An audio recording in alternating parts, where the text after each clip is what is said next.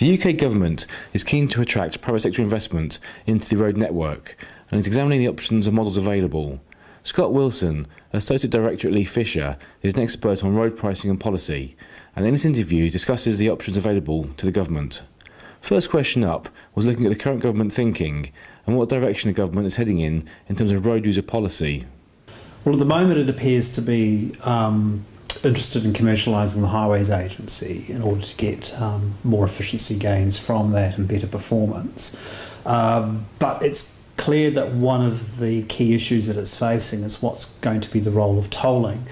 And it has been wrestling with a proposal for a two-tiered vehicle excise duty, whereby everyone would pay a lower rate to use all of the roads and then pay a slightly higher rate to just access the motorways. But that proposal has got a whole host of problems, and it appears that those problems are likely to mean it doesn't proceed.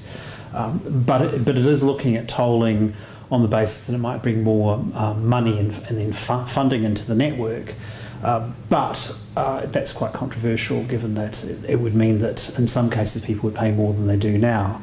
Now, I think that the big problem the government is facing is trying to structure the sector to attract more private investment in a way that would be cheaper than just getting the government to borrow and spend more money on roads.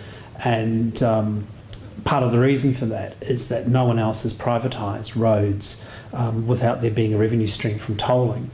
So there are lots of complexities involved in both restructuring the sector and developing a funding framework and establishing what the role of road user charging is. So I think progress has slowed, but it is slowed for good reasons, because there are a lot of complicated issues to sort out. The focus today has been looking at the strategic road network. Should the government also look at the reform of the management of local roads as well? Well, yes, I don't think we would look at energy or water in a way that would say that the large corridors for those utilities should just be reformed and you ignore the last connection to people's homes. It's difficult to see why if you drive on the M40 and then you go onto the A40, that suddenly the incentives and the regulations and how that part of the network is funded should be different from the other. People drive seamlessly on both networks. And also a lot of the difficulties there are with the road network at the moment are on the local road network. It is on local roads that people complain about potholes, and there are just as many congestion and bottleneck issues on local road networks as there are on the strategic network. So I think it's critical for that network to be part of any reform, even if it is seen to be a second stage. Because local road network does raise a lot of complicated issues when you include interactions with pedestrians and issues around property access, but it should be seen as a whole, and there should be a strategy for the whole network. Looking at the financing of the road network, what options are open to government, and in your view, which options would deliver the government's objectives? Well, the government is looking to do two things overall, if you look at it fundamentally. One is to improve the performance and the value for money it gets from what it puts into the network now, and then to attract more investment and improve the quality of the network. Now, in order to achieve the first goal, the Highways Agency commercialisation idea would help you go down that path with the strategic network. It would be a more independent structure. And being a more commercial structure, you could set up incentives to enable it to be more innovative and to look at ways of attracting the private sector, whether through PFIs or equity investments even in the network. So that is clearly one path it can go down. If it wants to get more private investment beyond that, it could look at encouraging parts of the highway network to be leased out on a long-term basis in exchange for equity. But it has to deal with the issue of how do you fund that.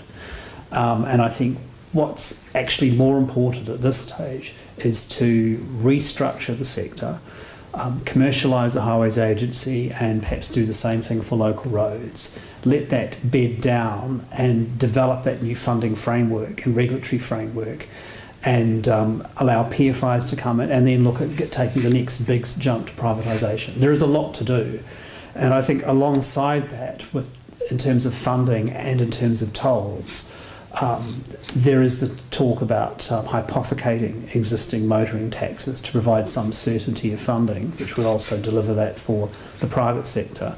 That's something that certainly should be looked at, but also longer term, looking at whether these the new network utilities, which is what they would be, could establish tolls on existing roads in exchange for some sort of refund of existing motoring taxation in order to meet the Prime Minister's concerns of some revenue neutrality for people.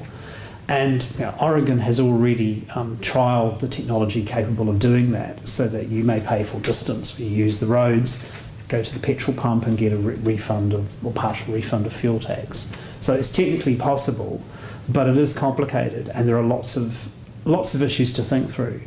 But I think that some sort of path which goes down structural reform, developing a funding framework, developing incentives for private investment, and then having a clear policy on road charging and allowing that to evolve would be the most fruitful way forward. Scott, very much, thank you.